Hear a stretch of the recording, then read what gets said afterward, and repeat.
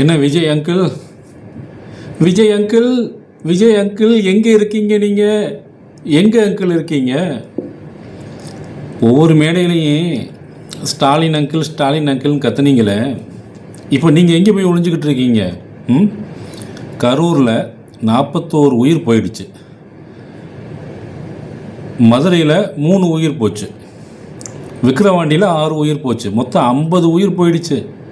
50 உயிர் போக காரணமே நீங்கள் தான்.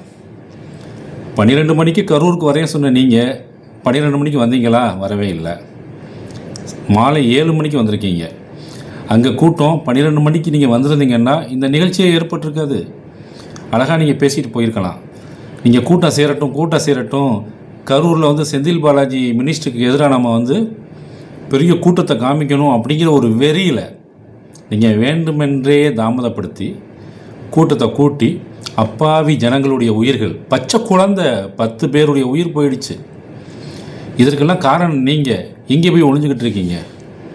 ஓடி ஒளிஞ்சால் மக்கள் விட்டுருவாங்கன்னு நினைக்கிறீங்களா? அவங்கள கோர்ட்டில் நீதிமன்றத்தில் நீதிபதி ஐயா உங்களை காரி துப்புறாங்க. இப்படியும் ஒரு தலைவனா, ஒரு கட்சி தலைவனா?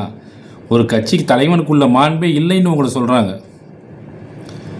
3 நாளாக போய் ஒளிஞ்சிக்கிட்டு இருந்துட்டு 3 நாளைக்கு அப்புறம் வீடியோ போட்டு விட்டுட்டு அதை ப்ரொமோஷன் வேறு 25,000 30,000 கொடுத்து ப்ரொமோட் பண்ணி வீடியோ வேறு போட சொல்கிறார் உங்கள் ஆதவ் அர்ஜுன்.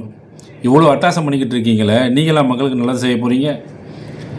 ஏங்க, மக்களுக்கு நல்லது செய்கிறதா இருந்தால் அந்த நிமிஷமே நீங்கள் அந்த 41 உயிர் போன அந்த குடும்பத்தோடு நீங்கள் இருந்திருப்பீங்க. நீங்கள் இருக்கலை. நீங்கள் செஞ்சது தப்பு. நம்ம தப்பு செஞ்சிட்டோம் தெரிஞ்சு தான் நீங்கள் போய் ஒளிஞ்சிக்கிட்டு இருக்கீங்க. புசியானதை தேடிக்கிட்டு இருக்கு போலீஸு. அவர் போக வேண்டியதானே? அவங்க இப்போ நீங்கள் போட்ட மீட்டிங் தானே, அதில் தானே உயிரிழப்பு ஏற்பட்டுச்சு. போயிருக்கலாமே. அவரும் போய் ஒளிஞ்சிக்கிட்டு இருக்காரு. ஆதவ் அர்ஜுன் டெல்லியில் போய் உட்காந்துக்கிட்டு இருக்காரு. என்ன நாடகம் ஆடுறீங்களா? மக்கள் உங்களை சும்மா விட மாட்டாங்க. என்ன சிஎம் சேர், சிஎம்மோட நாற்காலி, சிஎம் சேர் சினிமாவில் உள்ளது போல் நினச்சிக்கிட்டு இருக்கீங்களா?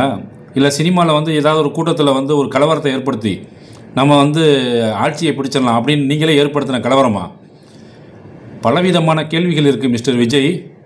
உங்களை மிஸ்டர் விஜய்ன்னு சொல்லக்கூடாது, விஜய் அங்கிள். நல்லா ஞாபகம் வச்சுக்கிறேங்க. இந்த 41 உயிர் இல்லை, 50 உயிர்களோட பாவம் உங்களை சும்மா விடாது. அவங்க ஆத்மா உங்களை மன்னிக்காது, அந்த குடும்பமும் உங்களை மன்னிக்காது, தமிழக மக்களும் உங்களை மன்னிக்க மாட்டாங்க, தமிழ் மண்ணும் உங்களுக்கு வாய்ப்பு கொடுக்காது. 2026 தேர்தலில் நீங்கள் நின்னீங்கன்னா நீங்கள் படுதோல்வி அடைவீங்க. அதில் எந்த மாற்றமும் இல்லை.